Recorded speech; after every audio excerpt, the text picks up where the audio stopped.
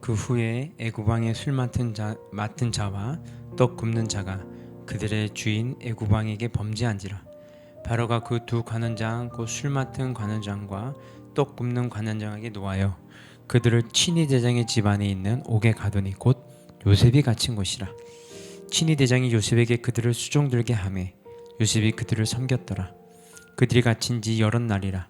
옥에 갇힌 애굽 왕의 술 맡은 자와 떡 굽는 자 두 사람이 하룻밤에 꿈을 꾸니 각기 그 내용이 다르더라. 아침에 요셉이 들어가 그들에게 근심의 빛이 있는지라. 요셉이 그 주인의 집에 자기와 함께 갇힌 바로의 시내라들에게 묻되 어찌하여 오늘 당신들의 얼굴에 근심의 빛이 있나이까. 그들이 그에게 이르되 우리가 꿈을 꾸었으나 이를 해석할 자가 없도다. 요셉이 그들에게 이르되 해석은 하나님께 있지 아니하나이까. 청하건대 내게 이르소서. 술 맡은 관원장이 그의 꿈을 요셉에게 말하여 이르되 내가 꿈에 보니 내 앞에 포도나무가 있는데 그 나무에 세 가지가 있고 싹이 나서 꽃이 피고 포도송이가 익었고 내 손에 바로의 잔이 있기로 내가 포도를 따서 그 즙을 바로의 잔에 짜서 그 잔을 바로의 손에 드렸더라.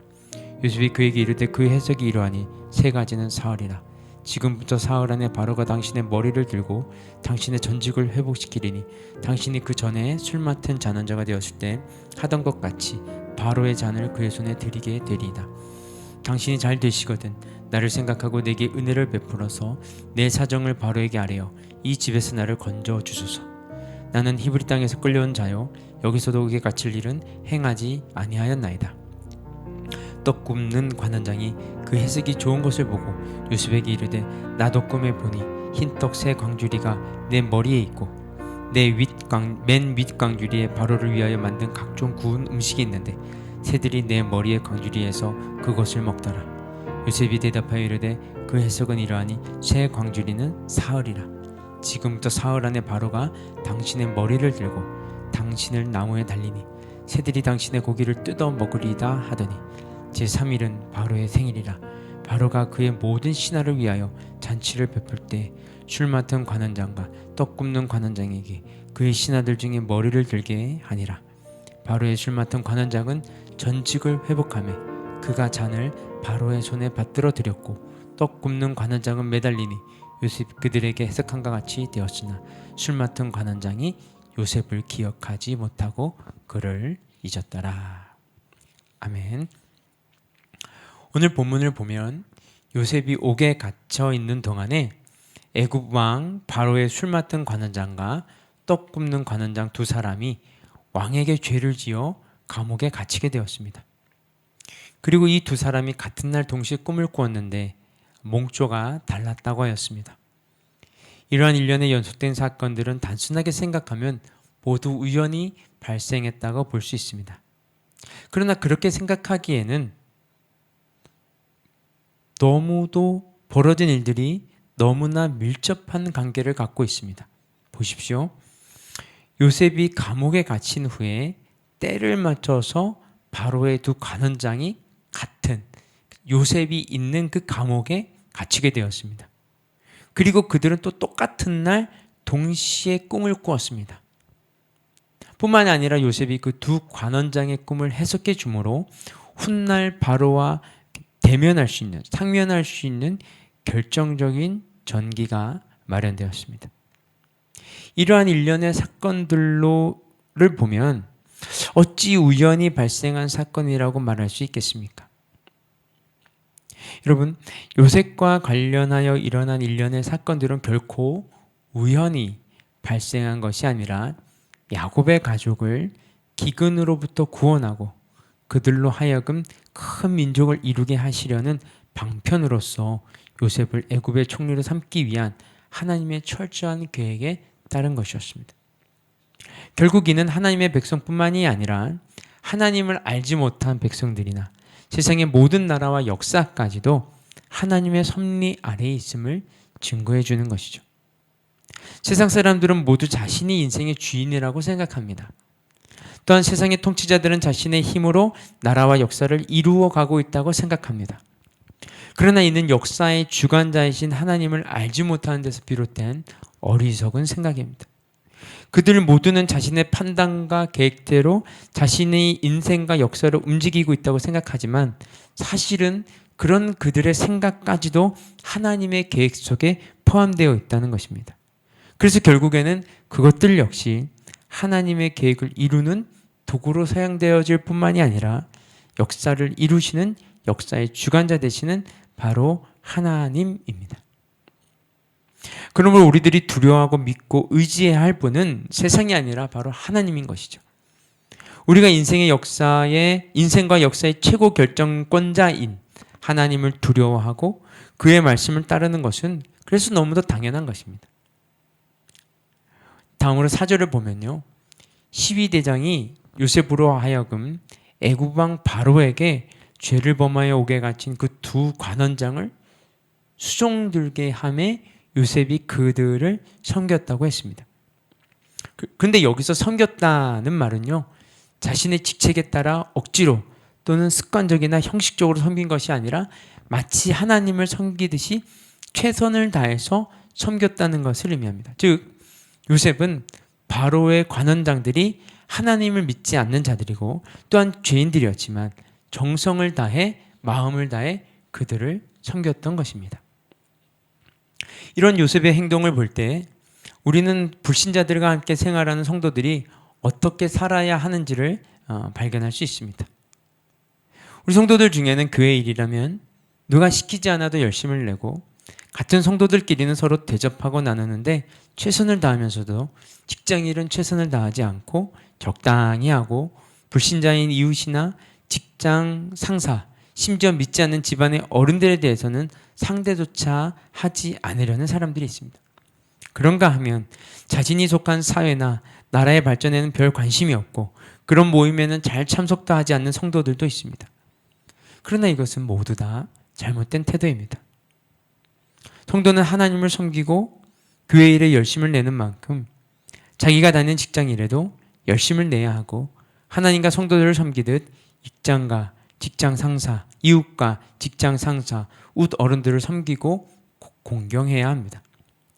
또한 교회 발전을 위해 기도하고 염려하듯이 나라의 발전을 위해 관심을 가지고 기도하고 국가의 권위에 복종하며 여러 가지 사회적인 활동들을 해야만 하는 것입니다.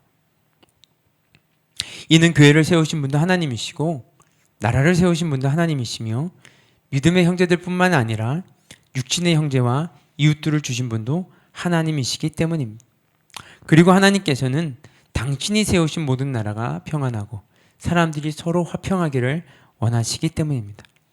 따라서 성도는 요셉이 두 관원장을 섬기는 일에 최선을 다했듯이 자신이 섬겨야 할 가정과 직장, 사회의 모든 곳에서 하나님께 하듯 정성을 다함으로 하나님의 영광을 나타내고 자신이 속한 사회를 살기 좋은 세상으로 바꾸는 빛과 소금의 역할을 감당해야 하는 것이죠.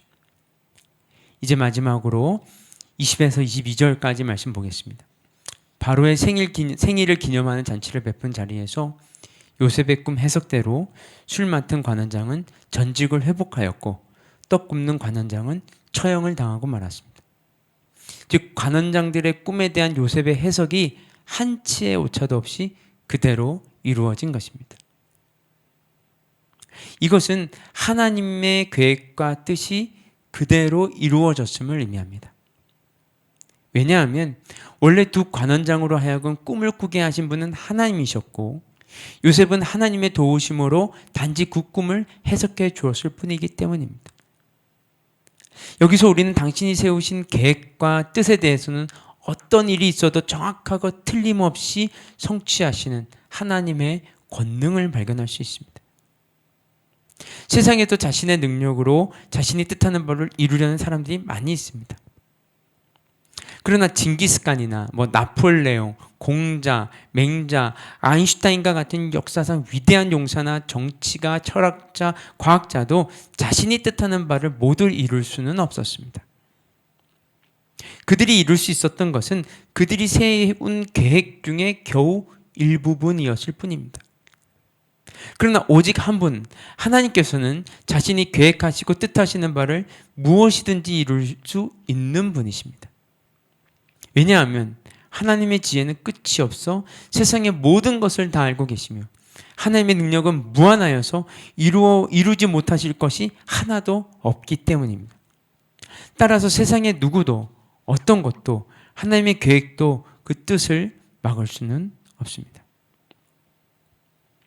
근데 이런 하나님께서 오늘날 우리 성도들에게 천국 구원에 대한 약속을 주셨습니다. 하나님은 이 약속을 반드시 이루실 것입니다. 물론 약속은 우리가 이 세상에 사는 동안에 이루어지지 않을 수도 있습니다. 때문에 하나님의 약속을 온전히 신뢰하지 못한 성도들도 있을 수 있습니다. 그들은 하나님의 약속에도 불구하고 천국은 정말 있을까? 과연 종말에 내가 하늘나라에 들어갈 수 있을까? 하고 염려하며 불안해할 수도 있습니다. 그러나 여러분, 자신이 세우신 그런 계획과 뜻을 반드시 이루시는 하나님을 믿으시기 바랍니다. 전지전능하시고 신실하신 하나님께서는 당신의 약속대로 세상 마지막 때에 반드시 여러분들을 구원하시고 하늘나라로 인도하셔서 영원한 복락을 누리게 하실 것입니다. 우리는 다만 어떤 고난이나 유혹이 있더라도 흔들리지 말고 장차 마지막 날에 우리가 받을 복락을 굳게 믿으며 확신하는 일에 거하면 됩니다. 여러분, 흔히 사람들이 현대를 불확실성의 시대라고 말합니다. 급변하는 환경과 가치관 속에서 갈피를 잡지 못하고 방황하는 현대인들의 모습을 반영한 말이기도 합니다. 그러나 이 불확실성의 시대를 살아가는 성도들도 불확실한 미래로 인해 불안하기는 마찬가지입니다.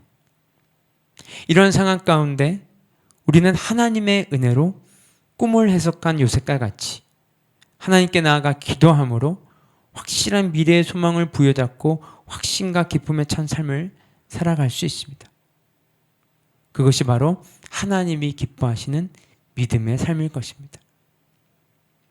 불확실하지만 모든 것이 한 번도 경험해 보지 못한 삶이지만 오직 하나님만을 믿고 의지하는 것이 정말 우리의 최선인 그런 시대를 우리는 살아가고 있습니다. 하나님이 이루신 계획들, 그 뜻들이 정말 한치의 오차도 없이 그것을 이루시는 그 하나님만 믿고 의지하는 저와 여러분 되시기를 주님의 이름으로 축복합니다. 우리 함께 기도하겠습니다. 하나님, 우리는 모든 것이 불확실한 그 시대를 살아가고 있습니다. 특히 이 코로나 시대, 어느 누구도 한 번도 가보지 못한 그 길을 우리는 가야만 합니다. 하나님께서 무엇을 예비하고 계시고 무엇을 계획하고 계시고 무엇을 이루어 가시는지 우리는 자세히 알 수 없지만 그것이 반드시 이루시는 하나님이시고 그것을 반드시 성취하시는 하나님이심을 우리가 잊지 않고 오직 그분만을 믿으며 살아갈 수 있도록 주님 도와주시옵소서. 이 모든 말씀 예수 그리스도의 이름으로 기도드렸습니다. 아멘. 우리 계속해서 개인 기도 제목 가지고 기도하며 나아가도록 하겠습니다.